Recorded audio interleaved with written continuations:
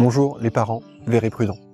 Comment aider les enfants à créer une connexion avec la nature? C'est important car les espaces naturels constituent une composante essentielle d'un environnement favorisant la santé. Et dans cette vidéo, je vais partager avec vous une nouvelle bonne pratique, simple, concrète et applicable en ville.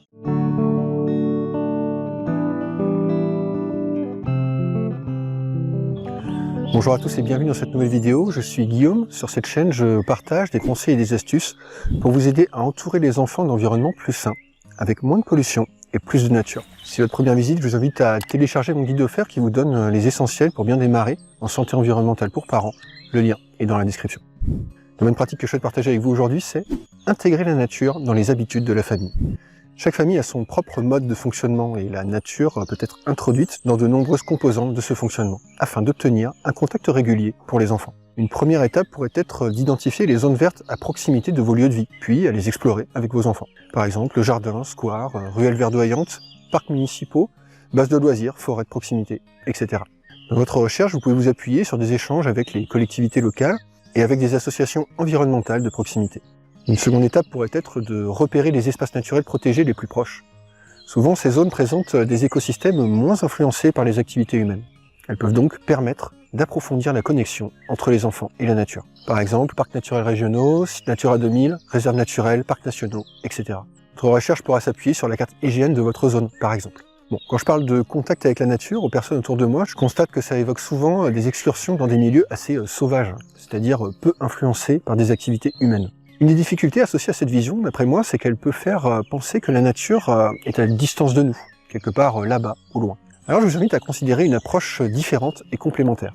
À mon sens, dans le contexte du fonctionnement de routine d'une famille, la priorité, c'est de mettre les enfants au contact de la nature de proximité, au moins un peu tous les jours.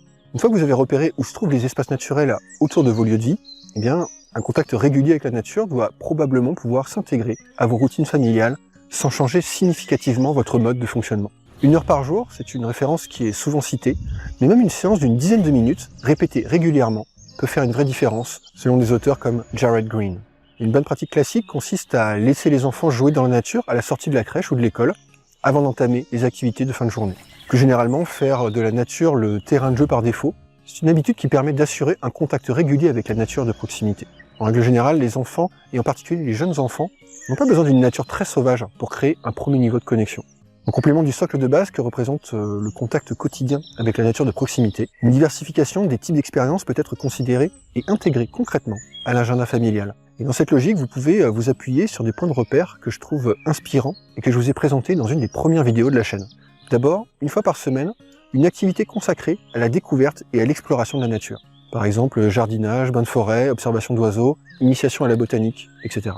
Ensuite, 1 fois par mois, une sortie dans un parc régional ou national. Dans ce cadre, la nature pourrait devenir cette fois le contexte de vacances, par défaut, pour votre famille. Enfin, 1 fois par an, une sortie dans une zone de nature plus sauvage, c'est-à-dire peu influencée par les activités humaines. Voilà pour cette bonne pratique de santé environnementale pour parents. Si elle vous paraît utile, vous pouvez liker, vous abonner et clocher pour que YouTube favorise sa diffusion. Si vous voyez des compléments intéressants à cette bonne pratique, dites-le moi dans les commentaires, ça contribuera à ce que tout le monde progresse. En attendant, je vous invite à faire partie des parents verts et prudents, des parents qui intègrent la nature dans le fonctionnement de routine de leur famille. À bientôt.